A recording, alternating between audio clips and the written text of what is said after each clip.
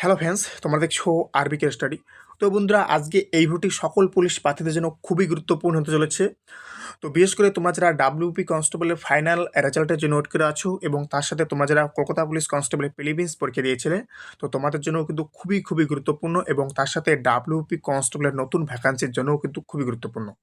তাই আমি বলবো, তোমরা যারা পুলিশ প্রার্থী আছো তোমরা কিন্তু আজকের এই ভিডিওটি একদম স্কিপ করবে না, খুবই গুরুত্বপূর্ণ।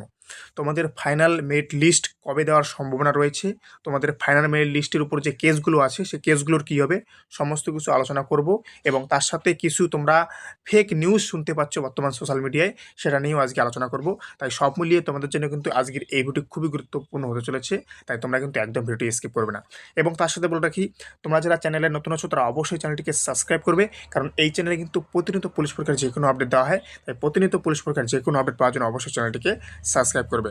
তো ফার্স্ট অফ অল তোমাদেরকে আমি আগে বাজারে অর্থাৎ বর্তমান সোশ্যাল মিডিয়ায় যে সমস্ত ফেক নিউজ উঠে এসেছে সেটা নিয়ে আগে আলোচনা করি।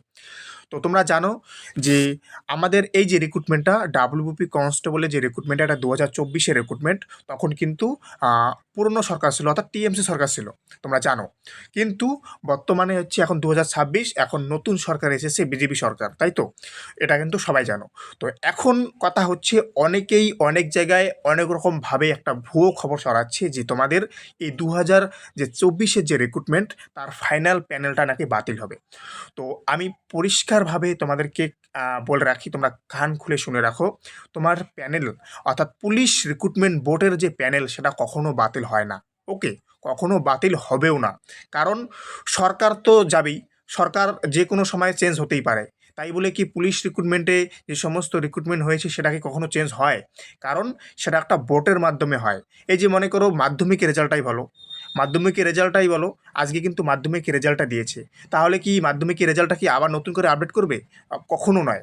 কারণ সরকার চেঞ্জ হবেই, কিন্তু রিক্রুটমেন্ট বোর্ড কখনো কিন্তু চেঞ্জ হয় না। রিক্রুটমেন্ট বোর্ডের যে মেম্বার থাকে তারা কিন্তু সেই মেম্বারই থাকে, অর্থাৎ যখন যে সরকার আসবে তখন সেই সরকারের অনুযায়ী কাজ করে। ওকে, বা সেই সরকার যেভাবে তোমাদের রিক্রুটগুলো করাতে বলে, বা যে সিস্টেমে রিক্রুটগুলো হয়, বা কোন সিস্টেমে তোমাদের রিক্রুটগুলো করা আছে, সরকার শুধু শুনে নেয় বা সেইভাবে চলে। তাই বলে তোমাদের কিন্তু কখনো তোমাদের কিন্তু প্যানেল বাতিল হয় না।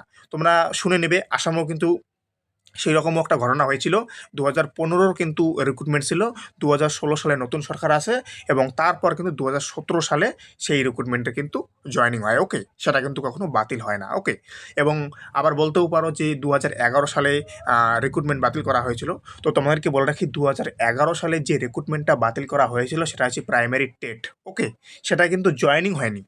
ওকে, জয়েনিং কিন্তু করায়নি, কিন্তু ওটা একটা প্যানেল ছিল, জাস্ট ওই প্যানেলটাকে বাতিল করা হয়েছিল। ওকে, জাস্ট এটাই এটাই কিন্তু সোশ্যাল মিডিয়া বর্তমান ছড়াচ্ছে যে 2011 সালে নতুন সরকার আসার পর তারা প্যানেল বাতিল করেছিল। তো সেটা নিয়ে তোমরা দুশ্চিন্তা করো না, তোমাদের কোনো প্যানেল বাতিল হবে না।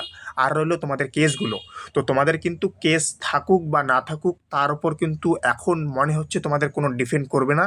তোমাদের কিন্তু রেজাল্ট খুব শীঘ্রই আসার সম্ভাবনা রয়েছে, যত শীঘ্রই পায় আসার তোমাদের সম্ভাবনা রয়েছে। অর্থাৎ 25শে বৈশাখ, অর্থাৎ আগামীকাল 9 তারিখ, তো 9 তারিখে কিন্তু নতুন সরকার হবে। নতুন সরকার শপথ নেওয়ার পর থেকেই তোমাদের কিন্তু কারেন্টলি যে সমস্ত রিক্রুটমেন্ট পেন্ডিং আছে সেগুলোকে কিন্তু আগে হাত দেওয়া হবে। ওকে, তারপর কিন্তু নতুন ভ্যাকান্সির আলোচনা হবে। নতুন ভ্যাকান্সি অবশ্যই আসবে, কারণ রাজ্য চালাতে গেলে পুলিশকে লাগবেই। পুলিশ ছাড়া কখনো রাজ্য হবে না, পুলিশ টিচার ছাড়া কখনো, ডাক্তার এই সমস্ত ছাড়া কিন্তু কখনো রাজ্য চলে না। ওকে, তো পুলিশ, কারণ ল অ্যান্ড অর্ডার ডিউটি করার জন্য কিন্তু পুলিশকে নিয়োগ করতেই হবে, যে কোনো সরকার হোক। তো তোমাদের খুব দ্রুত আসবে। এখন রইলো কলকাতা পুলিশ কনস্টেবলের প্রিলিমিনস। তো কলকাতা পুলিশ কনস্টেবলের প্রিলিমিনসের রেজাল্ট কিন্তু তোমাদের পরের মাসে, অর্থাৎ জুন মাসেই কিন্তু তোমার আসার সম্ভাবনা সব থেকে বেশি। তাই তোমরা যারা আমার চ্যানেলে এখনও কাটআপের ভিডিও দেখেনি, সেই কাটআপের ভিডিও দেখে যারা ওই কাটআপের আন্ডারে আছো তোমরা কিন্তু রানিং শুরু করে দাও, কারণ তোমাদেরও কিন্তু পুজোর আগেই রানিং হবে। তোমাদেরকে আমি আজকে এই ভিডিওর মাধ্যমে বলে দিলাম, কলকাতা পুলিশ কনস্টেবলের রানিং পুজোর আগেই হবে, তোমরা দেখে নিও। এবং তোমাদের রিক্রুটমেন্টের অর্থাৎ ডাব্লিউপি কনস্টেবলের কিন্তু ফাইনাল রেজাল্ট এই মাসেই আসার সম্ভাবনা, যেহেতু আমি 50% বলবো এই মাসে আসার সম্ভাবনা, কিন্তু পরের মাসে আসার সম্ভাবনা একদম 90%।